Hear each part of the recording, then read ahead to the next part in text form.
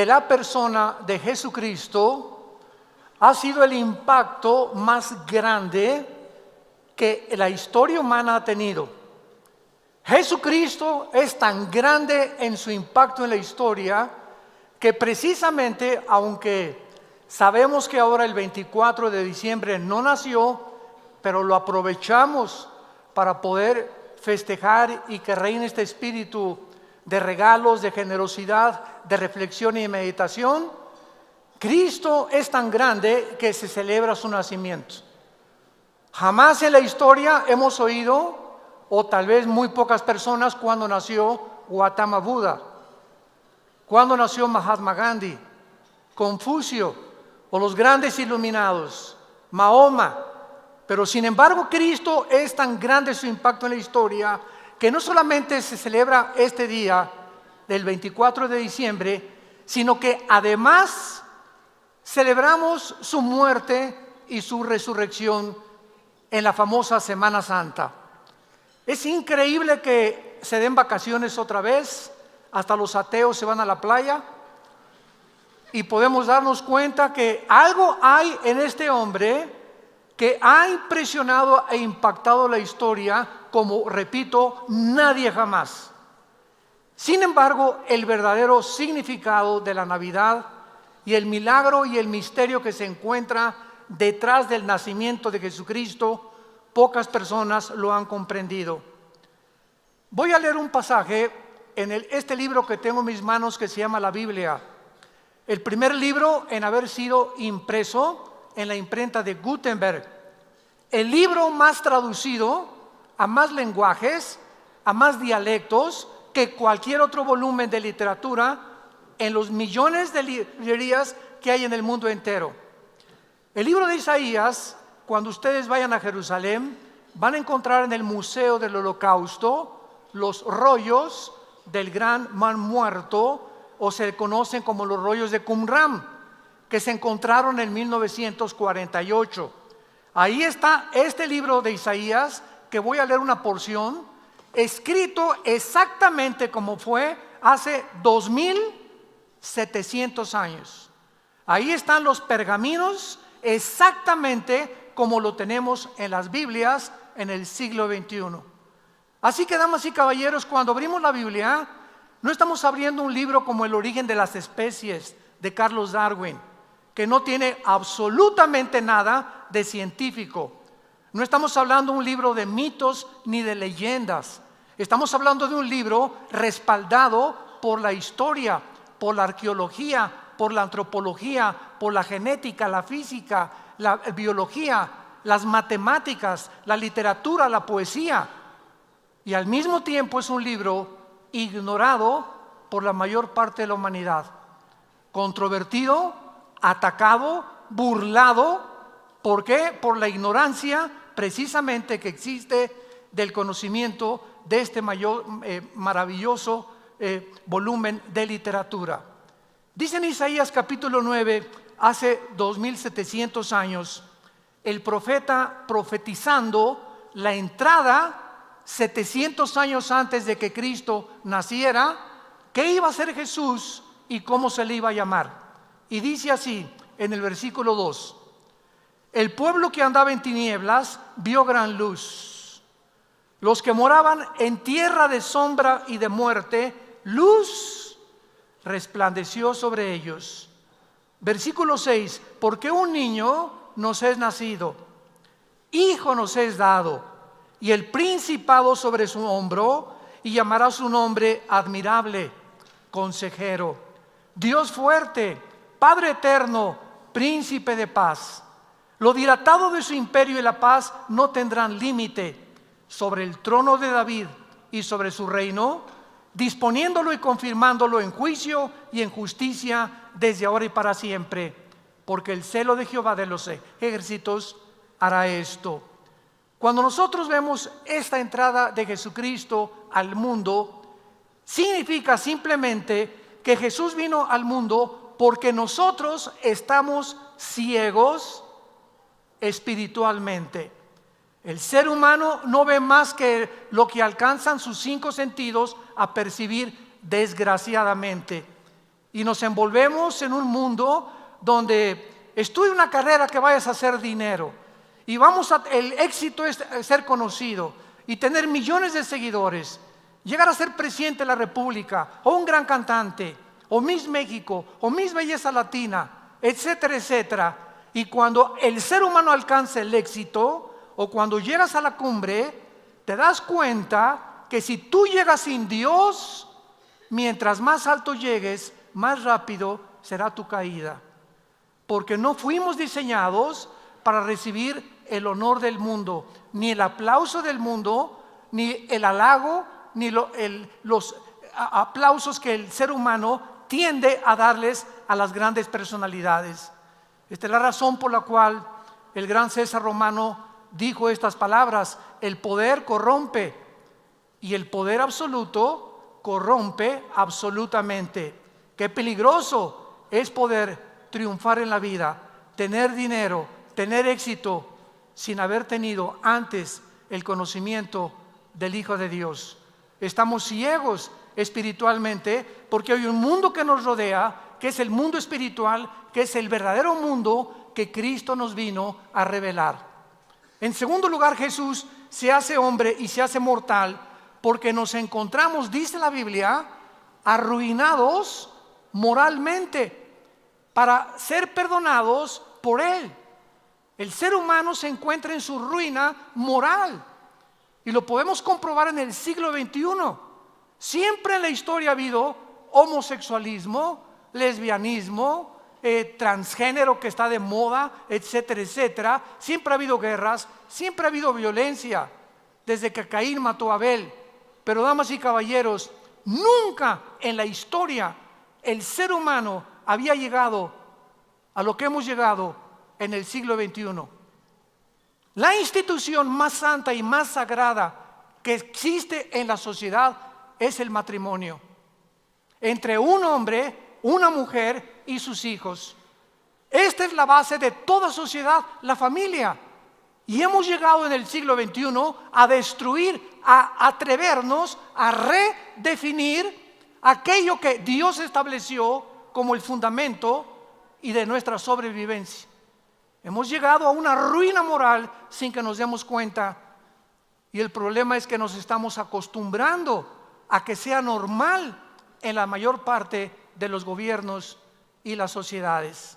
Y en tercer lugar, Jesucristo viene al mundo y se entrega para que aprendamos a encontrar que el verdadero camino a la felicidad es vivir para los demás. Es salir de tu propia vida, de tus propios intereses, de tu propio futuro que tú estás tratando de labrar y comenzar a pensar más en aquellos que están a tu alrededor. Que comencemos a entender que es más bienaventurado dar que recibir. Porque los que dan son bendecidos por Dios, los que reciben ya tuvieron su recompensa. Cuando nosotros venimos a la Biblia, en el Evangelio de Lucas, donde se describe el nacimiento de Jesucristo, damas y caballeros, señores ateos y genetistas que nos visitan, ¿saben ustedes que las leyes de la herencia fueron descubiertas hasta 1860 por Gregorio Mendel? Comenzó a hacer unos experimentos con chícharos y pasó casi un siglo después, 1954, cuando dos doctores norteamericanos, el doctor Watson y el doctor Crick, descubren la hélice del ADN, que es el ácido desoxirribonucleico. Muy bien, qué grande descubrimiento fue el ADN en 1954, que se le llamó en 1999, un año antes de que terminara el siglo XX, por el presidente Clinton y el doctor Francis Collins, que fue el presidente del genoma humano. Se le consideró el proyecto científico más grande de toda la historia humana. ¿Qué cosa es este proyecto y qué relación existe con el nacimiento de Jesús? Vean ustedes los misterios que la Biblia nos revelaba antes que la ciencia pudiera ni siquiera descubrir lo que la Biblia con anticipación nos profetizaba. Cuando Jesucristo nació en este mundo, ¿por qué no nació como tú y como yo? ¿Por qué José no tenía que tener relaciones con María? ¿Cuál era el problema? ¿Que acaso los hijos es una maldición o es un pecado tener hijos? ¿Por qué Dios no permitió que José tuviera relaciones con María y que el nacimiento del Hijo de Dios entrara en este mundo de una manera completamente diferente a como tú y yo hemos nacido? Pero leamos lo que dice el Evangelio de Lucas, capítulo 1, versículo 26 en adelante, para que lo comparemos con el proyecto del genoma humano.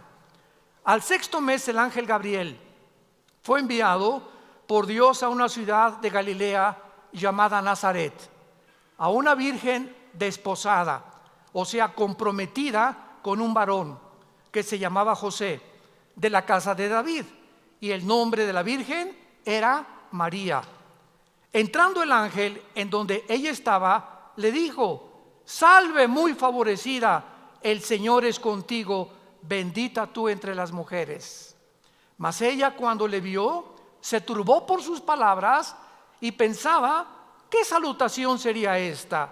Entonces el ángel le dijo: María, no temas, porque has hallado gracia delante de Dios, y ahora concebirás en tu vientre y darás a luz un hijo y llamarás su nombre Jesús. Este será grande y será llamado Hijo del Altísimo, y el Señor Dios le dará el trono de David su padre. Reinará sobre la casa de Jacob para siempre, y su reino no tendrá fin. Imaginémonos a la Virgen María. Aproximadamente la palabra partenos en el griego y alma en el hebreo, que se tradujeron virgen, es entre una doncella entre los 14 y 17 años de edad. La Virgen tendría como 16 años cuando se le aparece una entidad espiritual que la Biblia le llama ángeles, que son seres que atraviesan las 4 dimensiones donde tú y yo vivimos, y viven en una dimensión completamente diferente, pero más real que donde tú y yo vivimos. Cuando María escucha este mensaje, se pregunta: pero bueno, José y yo ni siquiera hemos ido a Acapulco de luna de miel. ¿De qué me estás hablando? ¿Cómo me puedo yo embarazar si cuando una muchacha hebrea se embarazara antes de casarse, casi era muerta a pedradas? Era una de las crímenes más grandes que tenían los judíos. Entonces María le dijo al ángel: ¿cómo será esto? Yo no conozco varón.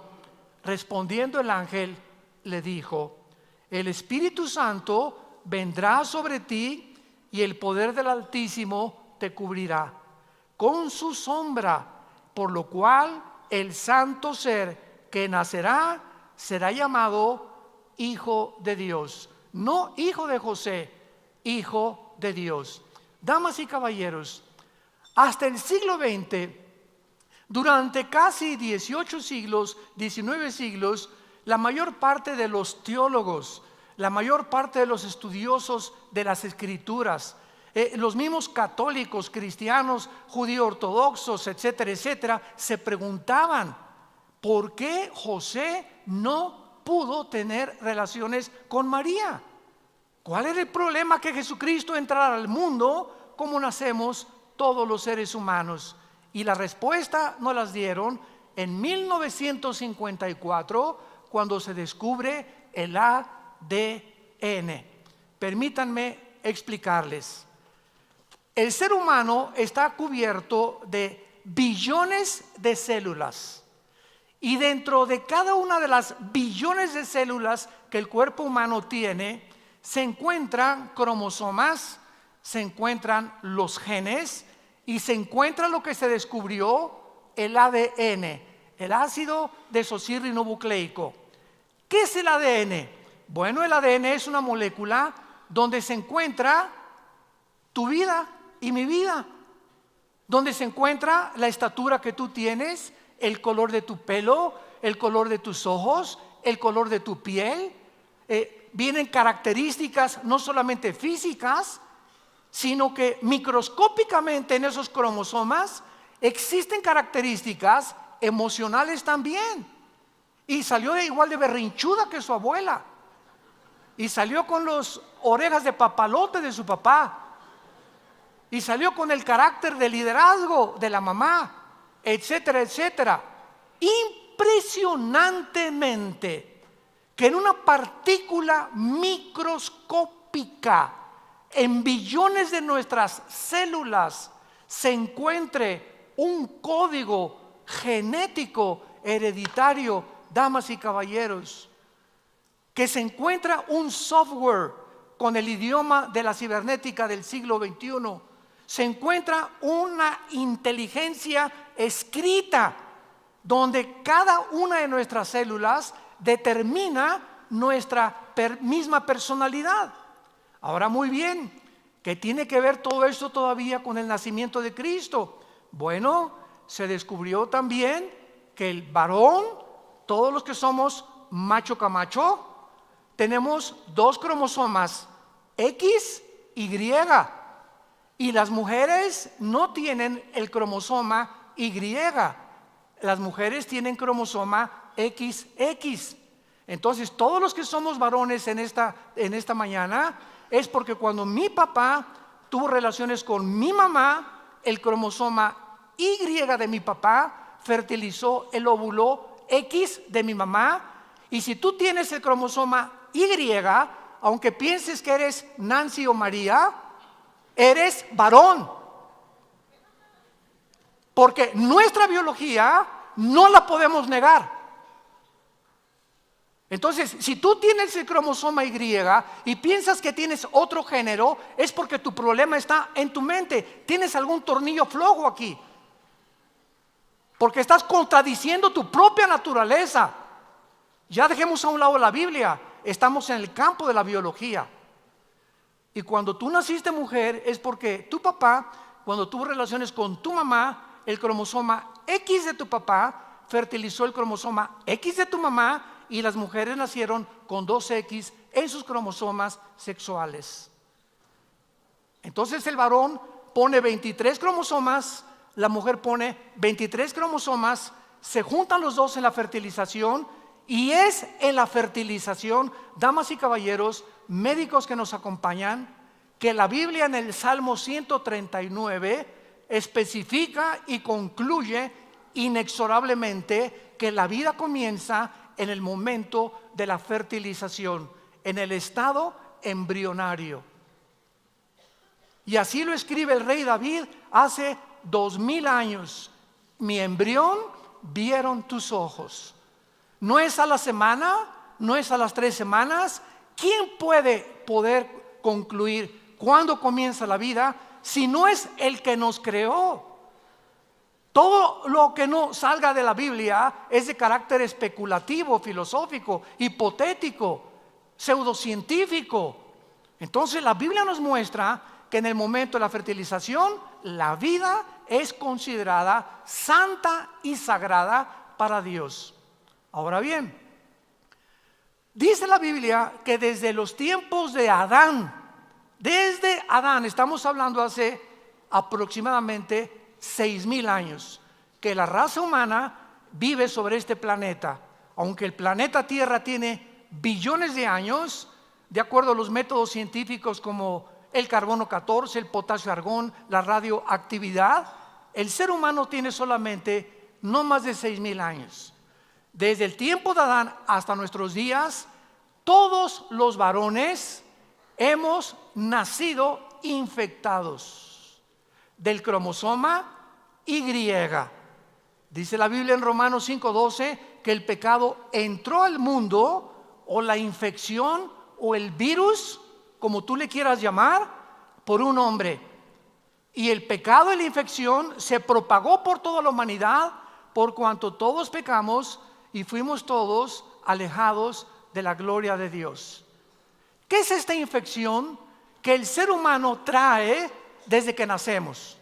Si hacemos otra vez a un lado la Biblia, vamos a la psicología y a la sociología. ¿Por qué los niños de 1 año o 2 años son los más grandes dictadores de su casa? Mi esposa y yo nos encanta ver a los bebés de 1 año cuando los traen en sus carriolas, y observemos a los bebés varones y a los bebés mujeres. Los bebés varones siempre están así, y con cara así, y se empujan, y gritan, y tumban, y las mujeres chiquitas ya, con la sonrisita, con las muñequitas. Pero tanto los hombres como las mujeres comienzan a manifestar ya al año de nacidos la rebelión contra la autoridad. No quiero esto, no quiero aquello, y comienzan a traer la atención y a ir en contra del mundo al cual nacieron. Nunca a un niño le enseñamos a portarse mal, le enseñamos a portarse bien. ¿Por qué, señores psicólogos? ¿Por qué, señores sociólogos? ¿Por qué, señores psiquiatras? ¿Por qué? Porque nacemos con la maldad. Exactamente el diagnóstico que la Biblia ha especificado y establecido aquí en su libro, Dios. Nacemos con la tendencia hacia el mal desde que nacemos. ¿De dónde viene esta tendencia? Bueno, hemos tratado de averiguarlo. Sigmund Freud, el gran psicólogo vienés, comenzó a atribuirle a los problemas de conducta, de la tendencia que tenemos hacia la autodestrucción, como la cajetilla de cigarros dice: este producto es nocivo para la salud, y tú sabes que te estás envenenando la lengua, la garganta, la faringe, la tráquea, los alvéolos pulmonares, y sigues chupando humo. Si tú sabes que te estás dañando y te estás autodestruyendo, ¿por qué lo haces? ¿Qué acaso la razón no nos sirve para determinar eso no me conviene, no lo voy a hacer? Nos lo dice la razón, pero la Biblia dice en Romanos capítulo 7 que hay una fuerza dentro de nosotros que nos lleva y nos arrastra a hacer las cosas que no queremos hacer. Los que alcohólicos, lo mismo. Tu hígado va a parecer un zapote cuando te mueras de todo el Don Julio 70 que te has bebido. ¿Y por qué lo sigues haciendo? ¿Por qué dejas a tu esposa y te vas con una muchacha más joven y abandonas a tu familia, a tus hijos? ¿No sabes el daño tan grande que es el adulterio delante de Dios? Que más vale el buen nombre que las muchas riquezas. Arruinas el testimonio a tus hijos, tu propia vida, el carácter, sin que te des cuenta, comienza a desintegrarse dentro de tu alma. ¿Por qué hacemos todas esas cosas que van en contra de lo que realmente se encuentra la felicidad y la paz interior? Porque somos, como dice la Biblia, autodestructivos. La maldad habita entre nosotros, y Sigmund Freud lo atribuyó a la sexualidad infantil y al medio ambiente. Sin embargo, a través de la experiencia del siglo XX se demostró que Sigmund Freud, con su famoso psicoanálisis, estaba totalmente equivocado, porque Sigmund Freud solamente atribuyó el problema del ser humano a la psique. Si yo cambio la psique, dice Freud, y voy a hipnotizar a mis pacientes de neurastenia, los voy a pasar al subconsciente, y en el inconsciente voy a tratar de manejarlos para que cuando vengan a la conciencia los pueda yo sanar. Cuando el mismo Sigmund Freud era una persona esquizofrénica, era un hombre psicótico, se levantaba a las 2, 3 de la mañana con las mismas alucinaciones y visiones que tuvo Adolfo Hitler, que veían personas que se les aparecían en su cuarto y comenzaban a sudar profundamente. Él mismo estaba descompuesto en su propio carácter. Vemos pues que la Biblia nos revela que no es en la mente el problema del ser humano, es mucho más profundo, y solo Dios nos lo puede decir. El problema del ser humano, Carlos Marx, el padrino de muchos de ustedes, vino a decirnos: si la clase, el proletariado, derriba a la clase burguesa y se reparten las riquezas y todos tenemos una sociedad igualitaria e equitativa, se van a acabar los problemas. Y cuando Carlos Marx escribe junto con Federico Engels El Capital, en el siglo XIX. Hasta 1917, Lenin lo lleva a la práctica con la famosa revolución bolchevique. Y cuando Lenin es el primer comunista que establece esta ideología, vemos en el siglo XX cómo esta ideología fracasó. 1990, Mikhail Gorbachev, en el Vaticano con Juan Pablo II, manda un mensaje al mundo: hemos fracasado con el comunismo por dos razones. Dice Mikhail Gorbachev: una, sacamos a Dios de la Unión de Repúblicas Soviéticas Socialistas, y número dos, nos aislamos del capitalismo. Bueno, ahora Putin vuelve otra vez en el siglo XXI a tratar de resucitar a la Unión de Repúblicas Socialistas Soviéticas, y nos damos cuenta que todos los que practicaron el comunismo, el nazismo, el fascismo en el siglo XX son los culpables de más de 250 millones de personas. Comunismo, nazismo y fascismo. Es la mentira más grande que podamos repartir y vivir todos iguales. La Biblia dice: a los pobres siempre los tendrán con ustedes. Esto no significa que Jesucristo vino a hacer un lado, al contrario, Él vivió con los marginados y con los pobres. Pero jamás, nunca, hasta que Cristo regrese, se resolverá el problema de la pobreza y la justicia. Escúchenlo muy bien, señores jueces que nos acompañan también. No va a haber justicia en el mundo hasta que Él regrese, ni tampoco paz, ni tampoco la pobreza se podrá eliminar. Son utopías e ideologías fantasiosas que creer que podemos nosotros arreglar el mundo con nuestra propia sabiduría e intelectualidad. Hemos hecho un papel completamente miserable. Somos unos pobres administradores del mundo que nos rodea. Necesitamos regresar a Dios. Necesitamos entender que no somos dioses y que hemos tratado de hacer Naciones Unidas y la OTAN, Organización de Países del Tratado Atlántico del Norte, y esto y el otro, y por acá y por allá, y cumbres en Europa y por todos lados, hombres como tú y como yo, tratando de resolver problemas que van mucho más allá de la capacidad que tenemos para poder entenderlos. La Biblia tenía razón cuando Cristo nació.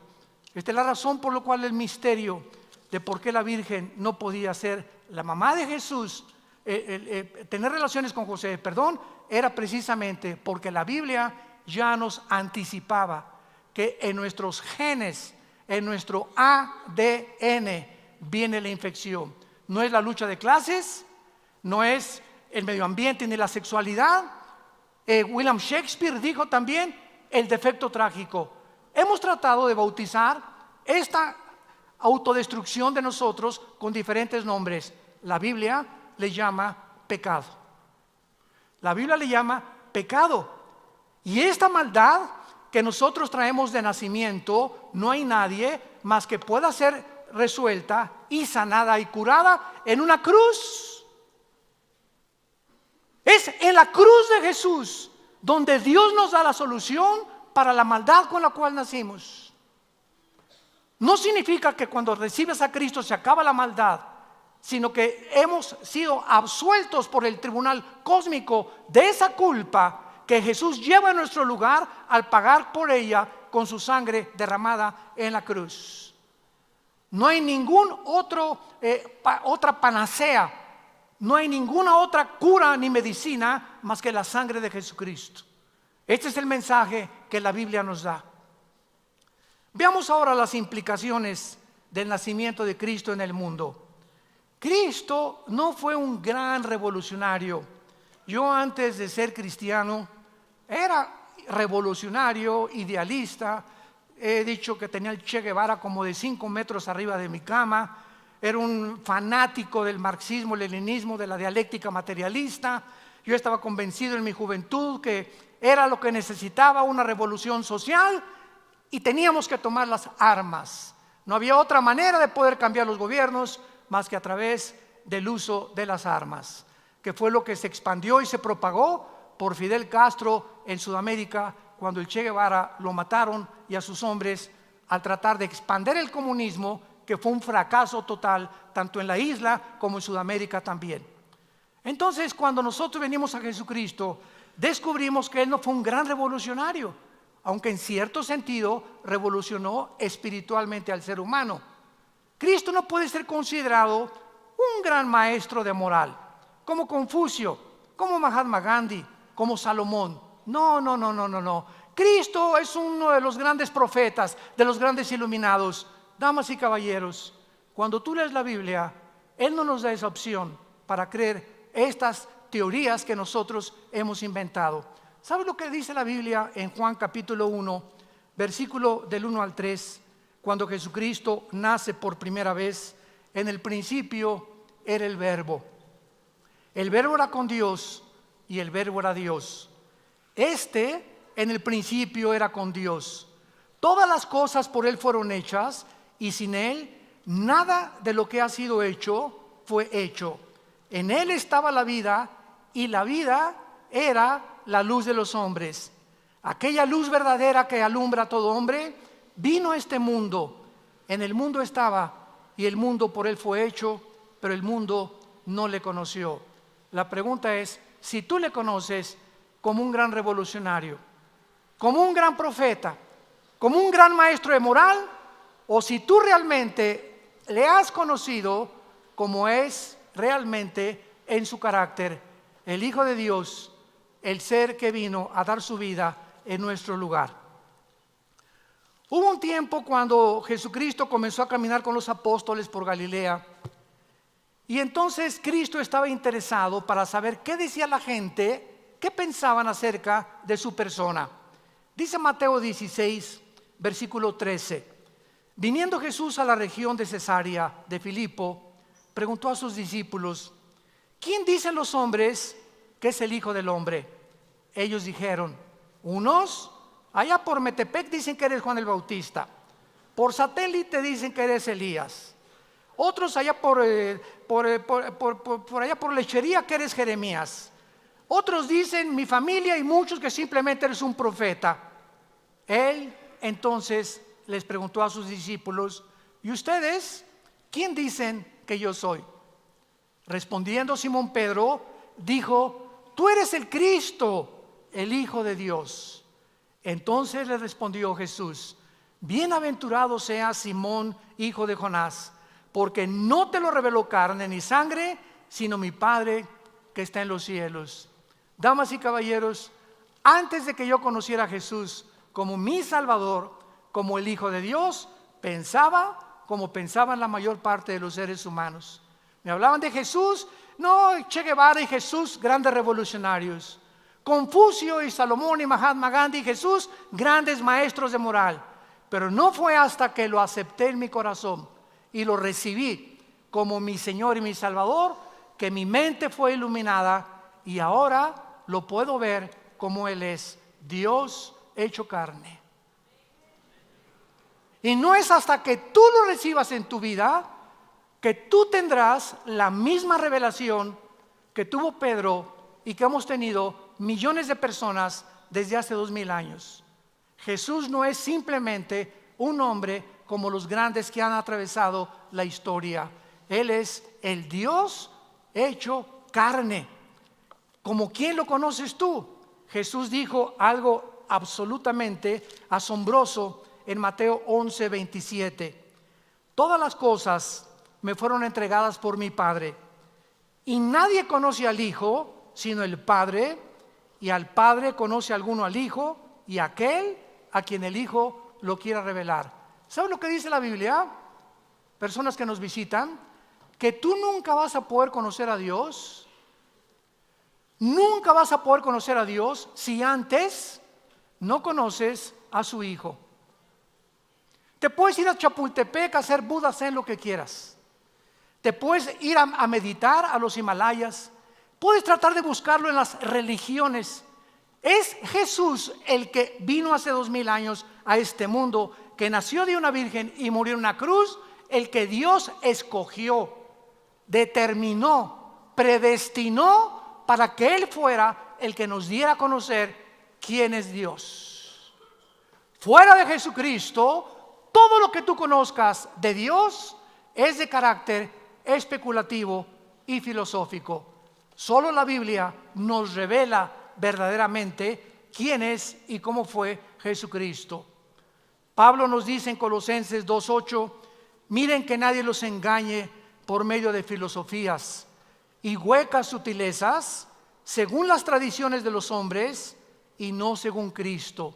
Y más adelante, el apóstol Pablo escribe en su primera carta a Timoteo capítulo 6, si alguno enseña otra cosa y no se conforma a las sanas palabras de nuestro Señor Jesucristo y a la doctrina que es conforme a la piedad, está envanecido, nada sabe, delira acerca de cuestiones de palabras, de las cuales nacen envidias, pleitos, malas sospechas, disputas de hombres corruptos de entendimiento, privados de la verdad, que toman la piedad como fuente de ganancia. Apártate de tales filosofías. La Biblia nos advierte que estamos rodeados de miles de personas que van a atacar la Biblia, van a atacar la persona de Jesucristo, porque el mundo espiritual es real. Y el mundo espiritual está poblado por un querubín caído llamado Lucifer. El príncipe de este mundo le llamó Jesucristo, otros le llaman Satanás, que en el hebreo es el adversario, y otros le dicen el diablo, que significa el acusador de los hermanos. Entonces estamos ante un mundo que no estamos nosotros solos, estamos rodeados de criaturas espirituales que tienen como objetivo corromper tu alma, corromper tu matrimonio, destruir tu carácter, robarte tu identidad, hacerte creer que no eres lo que tú naciste, sino que eres otra persona. Y cuando venimos a la Biblia, la luz resplandece en las tinieblas. Comenzamos a ver por primera vez que vivíamos realmente en la oscuridad. Vivimos en un mundo cubierto de tinieblas, damas y caballeros. En filosofías, en religiones, en la economía, en política, en el área que tú me quieras mencionar. Nunca el mundo había alcanzado tanta tecnología y tantos descubrimientos científicos como en el siglo XX. Y al mismo tiempo, qué ironía, el siglo XX es el siglo donde más ateos surgieron en la historia. Y así tenemos Sigmund Freud ateo, Friedrich Nietzsche ateo, Carlos Marx ateo, Lenin ateo, Jean-Paul Sartre ateo, Sam Harris, Richard Dawkins, Bertrand Russell, y se pobló el siglo XX de ateos. Ahora queda uno que otro, porque es ahora con el descubrimiento del ADN es insostenible filosóficamente el ateísmo. Y cuando alguien se atreva a decirte yo no creo en Dios, pregúntale de cuál fumó. Es un absurdo completamente el poder llegar a concluir y establecer algo que es absolutamente ya delante de nosotros, que cómo es posible que tengamos una inteligencia. Detrás de un cuadro hay un pintor, detrás de un reloj hay un relojero, detrás de una escultura hay un escultor, de un edificio un arquitecto, y ante la belleza, el diseño, la afinación del universo, de la tierra donde vivimos, y la impresionante construcción del ojo, de los oídos, de la sangre, de todo mi organismo, concluir que venimos de la nada es la irracionalidad más grande a la que el ser humano puede llegar. ¿Por qué? Porque somos autodestructivos. No es cierto que la razón nos gobierne, son las pasiones las que nos gobiernan. Y lo que te enseñaron tus maestros y lo que te enseñaron tus amigos ateos, que no sabían ni siquiera lo que te estaban diciendo. Por eso dice la Biblia, amaneció y resplandeció la luz en las tinieblas. Y en esta mañana eso es lo que Dios quiere hacer en tu vida antes de que salgas por esa puerta y enfrentes el año que entra con las mismas tinieblas, las mismas frustraciones, la misma autodestrucción de tu espíritu, que hay caminos que parecen derechos, pero su fin es camino de muerte. Dios quiere darte vida y una vida en abundancia, y esto es un regalo que viene de Dios. ¿De qué manera viene a nuestra vida? Un niño nos es nacido. Hace 2000 años Jesús nació en un pesebre, rodeado de vacas y de borregos, con su papá y con su mamá. con su padrastro y su mamá. Y esta fue la forma como él entró al mundo. El creador del universo nacía en una cueva, en un pesebre, sin anestesiólogos, sin enfermeras, sin pediatras, sin ninguna asistencia. ¿Y cómo muere en medio de dos ladrones el creador de los cielos y de la tierra? ¿Cuál era su mensaje de Jesús? La humildad es la virtud más grande que el ser humano pueda tener. La humildad. ¿Cuál es la antítesis de la humildad? La soberbia, que corona a los seres humanos. No hay Dios. Hazte a un lado. Yo no quiero estos sus mandamientos. Yo soy Dios. Si yo fuera Dios y tú fueras mi siervo, ven, bájate de ahí del cielo y siéntate aquí. Ahora tú contéstame. Si tú eres Dios, ¿por qué creaste al diablo? Si tú eres Dios, ¿por qué has permitido las cosas y el sufrimiento y lo inexplicable nos autorizan a creernos jueces de aquel cuyos pensamientos no son nuestros pensamientos, sus caminos no son nuestros caminos? Imagínate un niño de 3 años diciéndole a Alberto Einstein: a ver, tú que eres tan sabio, tienes el mismo cerebro que yo, ¿verdad? Sí, claro, niño. Pues explícame tu fórmula E igual a mc al cuadrado. Einstein, ¿qué le va a decir? Claro que tenemos el mismo cerebro, pero el tuyo no está desarrollado. Espera que crezcas y tengas 20, 25 años y vas a aprender las ecuaciones, cálculo diferencial, etcétera, etcétera. Pero es imposible que con la finitud que tú tienes te explique lo que nunca vas a entender. Así somos nosotros con Dios, con el cerebro de chinche con el cual nacimos, de renacuajos con el cual nacimos, tratando de cuestionar al Rey del universo, de poder pedirle explicaciones. ¿Qué se requiere? La humildad. Señor, reconozco que lo que sé no lo sé como lo debo de saber. Reconozco que nunca por medio de mi intelectualidad finita te voy a comprender. Esto es lógico, hasta filosóficamente. Ahora pues, Padre, yo te pido que tú entres a mi vida. Te recibo como mi Señor. Te confieso que te necesito. Por favor, ilumíname. Esto es lo que Dios demanda de nosotros. La humildad de reconocer que le necesitamos. Y ese orgullo que tú tienes detrás de tu corazón es lo que te impide y te impedirá conocer la verdad. Y cuando conozcas la verdad, serás libre. Pero mientras no la conozcas, seguirás siendo esclavo de brujerías y de intelectualidades y de filosofías y de paganismo y de religiones, porque vives en las tinieblas y no quieres salir de ellas. ¿Qué es lo que nos dice la Biblia? La Navidad significa que todos somos incapaces de ayudarnos. Estamos perdidos en un mundo que se está desintegrando por nosotros mismos. Y nadie más que la muerte de Cristo nos puede salvar. Dice el apóstol Pablo en Romanos capítulo 5 versículo 8: Dios muestra su amor para con nosotros en que siendo pecadores, Cristo murió por nosotros. Tú me puedes decir: es que usted no sabe que yo he abortado 6 veces. Tengo 3 divorcios. A mi última esposa la enterré en el jardín de mi casa. He matado 25 personas. He sido narcotraficante. He sido un infeliz con mis hijos. He hecho, mira, no importa, escucha esto. Escuchen el glorioso mensaje de Dios. No importa si tus pecados fueren negros como el carbón, como la blanca lana vendrán a ser. Si tú te arrepientes de tus pecados y le pides a Cristo perdón para que entre a tu vida. Dice la Biblia que Cristo murió por nosotros siendo pecadores. Y esta es la razón por la cual mucha gente no ha comprendido el Evangelio. Todos dicen: bueno, primero me tengo que portar bien, tengo que llegar ahorita a mi casa y tirar todo el alcohol que tengo, voy a tener que dejar a mi amante, voy a tener que dejar las tranzas y los robos y los fraudes que he cometido. Y cuando ya deje de ser juez, cuando deje de ser diputado, cuando deje de ser presidente, cuando deje mi amante, cuando deje esto, entonces le voy a pedir perdón a Dios. Este es el mensaje de las religiones. El cristianismo tiene otro mensaje. Y la palabra que no se encuentra en ninguna religión, más solo en el cristianismo, se llama gracia. Es la gracia de Dios ¿Qué es la gracia? Que no merecemos el perdón. Todos hemos sido un asco en nuestra vida pasada.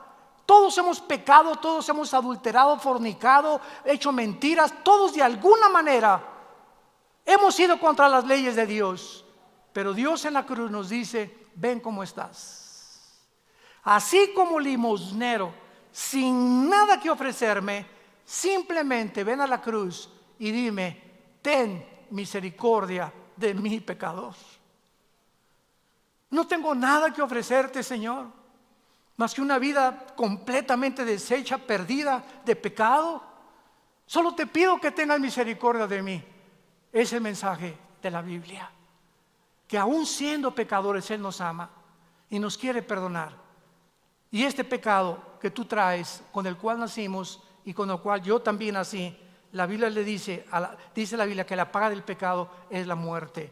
Si tú mueres en el estado en que tú te encuentras ahorita, te puedes burlar todo lo que quieras, te puedes reír todo lo que quieras, pero ¿sabes una cosa? Piensen a esto: el mensaje que estás escuchando en esta mañana lo podrás volver a escuchar otra vez. Cuando oigas su voz, no te endurezcas, dice la Biblia. Hoy te llama Dios a la cruz, mañana te puedes endurecer, regresar a tu vida común y corriente. Hoy que estás preparado y que tu espíritu está listo por Dios para venir al perdón, no deseches a Jesucristo. Invítalo como tu Señor y como tu Salvador.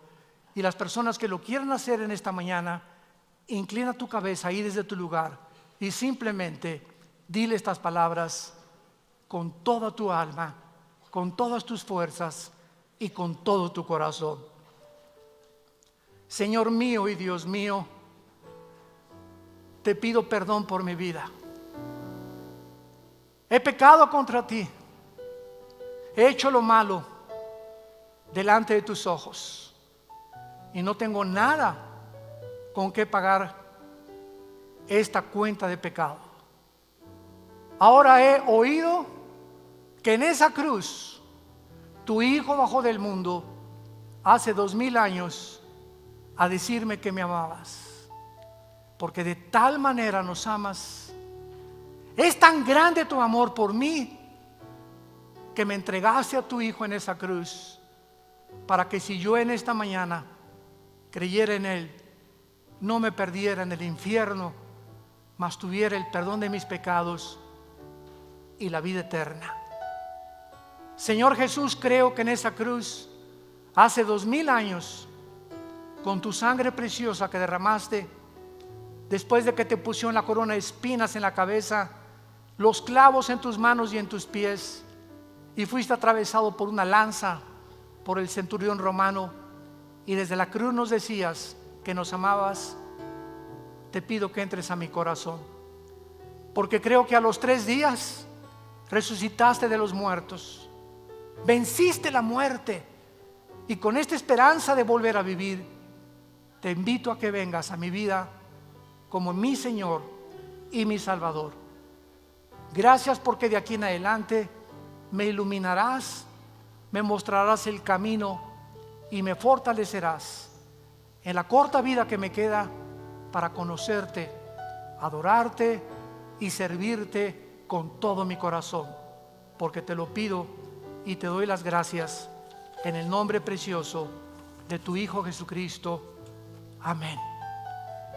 Gracias a Dios por este libro.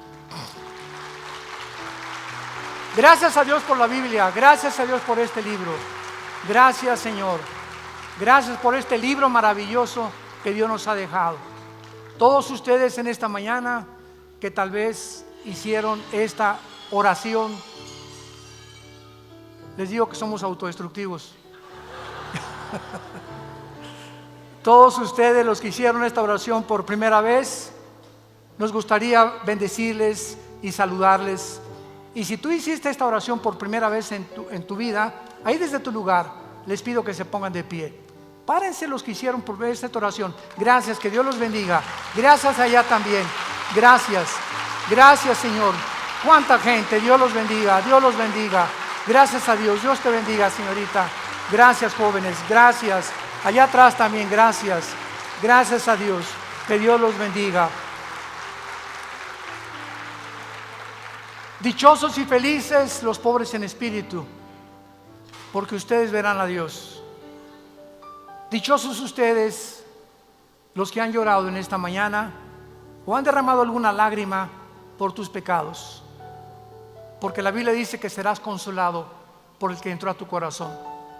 Dichosos sean cuando te persigan, cuando digan toda clase de calumnias y males contra tu vida. No te apesadumbres ni tampoco te mortifiques. El Espíritu Santo está sobre tu vida. Y dichosos y felices todos ustedes que en esta mañana van a salir por esa puerta, no como entraron.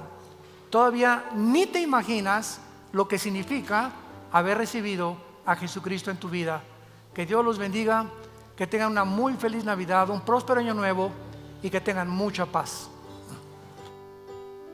Hola, ¿qué tal? Me da mucho gusto saludarles y quisiera simplemente comunicarles que gracias a todos ustedes a través de todas las naciones del mundo que aman la palabra de Dios y que realmente están interesados en que nosotros como organización Vida Nueva para el Mundo y Armando Alducin Ministries continuemos predicando el Evangelio de la Gracia de Jesucristo y que podamos nosotros continuar haciéndolo gracias a sus donaciones. Este año cumplimos 46 años de ministerio, 46 años donde hemos predicado, hemos enseñado, hemos tenido seminarios y de diferentes formas de estudios bíblicos alrededor del mundo y hemos pensado y considerado de una forma fiel el Evangelio de la sana doctrina de Jesucristo. Nosotros, con todas estas donaciones, tenemos que sostener pastores, misioneros, obras, equipos de televisión, y aún continuamos buscando la manera de poder elevar este ministerio. Hasta este momento quiero que ustedes estén enterados que no tenemos una sola propiedad como organización y así hemos trabajado durante 46 años porque le damos la importancia a la evangelización, a las misiones y también a los hombres de Dios para levantar más pastores. Le damos las gracias y que pueda Dios con su gracia tocar sus corazones y que puedan ustedes invertir en un terreno donde es fructífero, porque creemos que ha producido bastante buen fruto para la gloria de Dios. Gracias, muchas gracias por sus aportaciones y por las donaciones que sabemos ustedes continuarán haciendo para que podamos continuar siendo fieles en la predicación del Evangelio de la gracia de Dios. Que Dios les bendiga.